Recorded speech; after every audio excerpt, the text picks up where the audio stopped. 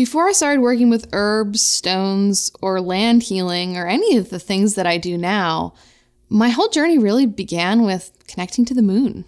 It can seem really esoteric, but learning how to connect with the moon was one of the first ways I actually learned how to connect with the cycles of life on this planet and the Earth itself. It can seem a little out there, but connecting with the moon can open such a beautiful lit gateway for you to really come into your experience here on Earth. I'm Asia Suler of One Willow Apothecaries, and these are my 4 easy tips for connecting with the moon.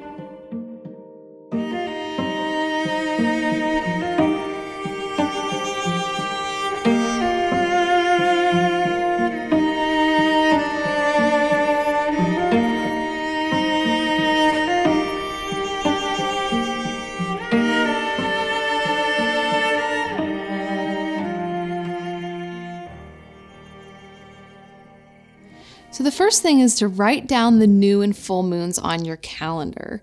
If we want to be connected to the moon, the thing that we need to do is just connect to the moon's cycle. So put this down on your calendar when the moon is full and when it's new. In general, full moons are a time of fruition, things coming to light, and new moons are a really potent time to plant new seeds and go inwards. A really good tip to know is that the new moon of every month will occur within the astrological sign of that month, whereas the full moon will actually be in the sign that is directly opposite it on the zodiac wheel. I didn't know this for a long time, but so say you're in the season of Cancer, which is normally late June to late July. The new moon of that month will be the new moon in Cancer, but the full moon will be the full moon in Capricorn. The astrological signs give the moon a particular flavor, and we're going to talk about that in just a little bit. But if you're new to astrology or any of that, you don't have to know this necessarily, but if you'd like to, you can write that down on your calendar and look it up. It might give you a good bit of information or knowledge about what this particular new or full moon will feel like for you. Also, when we write the moon cycle down, we can start to see how we cycle with the moon. Our feelings, our patterns of extroversion or introversion. If you're someone that menstruates, you might be menstruating with the moon cycle. I know for me, I've noticed a marked difference that when we're at the full moon, I'm often very willing to go out and be social and be starting new projects. And when I'm at the new moon, I'm often really wanting to just curl up at home, Netflix, and chill. So the next suggestion is to set intentions at the new moon. Because the new moon is the beginning of a new cycle, this is a perfect time to plant seeds, literally and metaphorically. One of my favorite things to do is actually to make a new altar at the beginning of every new moon. So I have a space in my house where I keep an ongoing altar, and every new moon, if I'm feeling the need for freshness, I will redo that altar. I'll move things around on it, I'll bring new things to the altar, and one of the things I do is I write down an intention for that cycle and I place it on the altar. And that's really sort of putting my consciousness in alignment with the patterns of the moon to help manifest.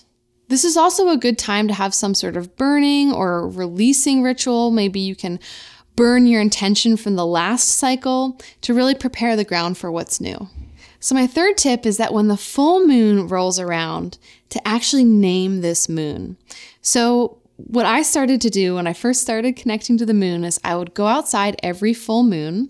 I didn't tell my friends or my housemates what I was doing because at the time I was kind of embarrassed that I was doing this, but I would go outside and there was a little bit of woods by where we lived, and I'd go sit in it and I'd just commune with the moon and I would talk to her. To me, the moon feels like a her, and I actually like to call the moon grandmother. And I would name the moon. So if you look at a lot of different land-based cultures, each moon cycle is named depending on what is going on seasonally during that time. So it might be planting moon, it might be harvesting moon. Well, we can name the moon depending on what we are moving through in that time.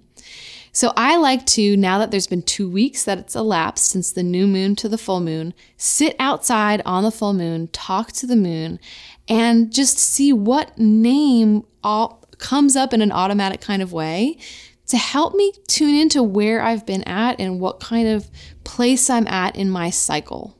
It can be helpful to tune into this when you're talking to the moon, to just let all your secrets go. Like tell her what you're thinking, what you're feeling, like almost as if you were laying in your grandmother's lap and you had that space and that time to just completely be yourself. Be that little child that's just on the journey and needs to express themselves and see what comes out. You might have something in that dialogue that can really help tune you into what this moon might be called for you. So just let this intuitively come to you and then write it down in a journal and write a little description about what this moon means for you. And so you can then go back to this in the future and see if these are patterns that repeat for you in a yearly kind of way. My final tip is to find out what your moon is. So in astrology, we normally focus on our sun signs. So most horoscopes are based on your sun sign, but we also have moon signs too, the place in the sky where the moon was when we were born. In astrology, the moon symbolizes our inner world. It's our emotional landscape, it's our feelings, and it's also what helps us to feel emotionally secure in our life. So for me, I'm a Taurus moon, which means things like comfort, food, stability really help me feel emotionally secure. When we know what our moon sign is, we know what we need in order to feel nurtured and at home in the world. It can also help us to understand why we have certain habitual emotional patterns.